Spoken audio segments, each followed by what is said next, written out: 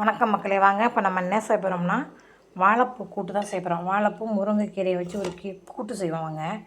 அதுக்கு தேவையான பொருள் பருப்பு எடுத்துருக்கேன், ஒரு பெரிய வெங்காயம், ஒரு 3 பச்சை மிளகாய், 2 தக்காளி அரிஞ்சு அலசிட்டு வச்சுருக்கேன். இப்போ கொஞ்சமாக தண்ணி சேர்த்துக்கும். தண்ணி சேர்த்து இப்படி வேக வச்சுக்கோம். வெந்தோன்னா வாழைப்பூ கூட்டு செய்வோம். எப்படி செய்கிறேன்னு பார்க்கலாம் வாங்க. பருப்பு வெந்துட்டு நல்லா மஞ்சத்தூள் 1 ஸ்பூன் போட்டுக்குவோம். கொஞ்சமாக குழம்புத்தூள் காரம் இல்லாமல்,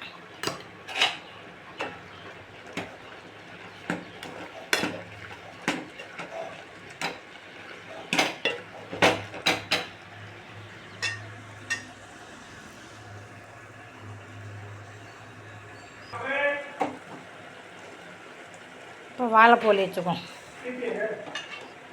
ஆடியில் இந்த வாழைப்பூலி வச்சுக்கோம்.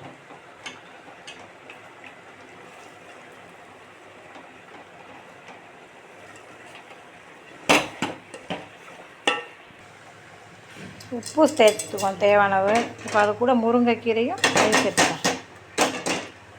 வாழைப்பூ கூட்டுக்கு ஒரு கொதி வரட்டும். தேங்காய் சோம்பு அரைப்போம்.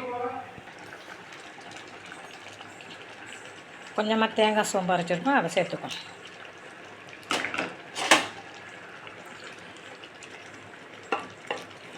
வாழைப்பூ கூட்டு ரெடி ஆகிடுச்சு. வாழைப்பூ முருங்கைக்கீரை கூட்டு ரெடி ஆகிட்டு.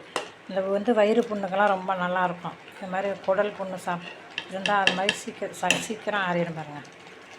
வாழைப்பூ சாப்பிட்டோம்னா இப்போ ஒரு தாளிப்பு மட்டும் போட்டுக்குவோம். சட்டி அடுப்பில் வச்சாச்சு. தாளிப்புக்கு எண்ணெய் ஊற்றிட்டோம். கடுகு 2 காஞ்ச மிளகா போட்டு சேர்த்துக்கோம்.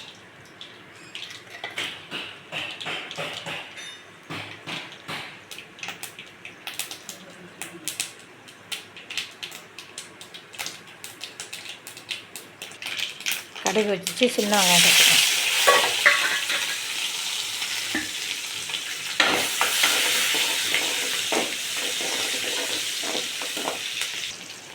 தாளிப்பு ரெடி ஆகிட்டு இப்போ எடுத்து கொட்டிக்கும்.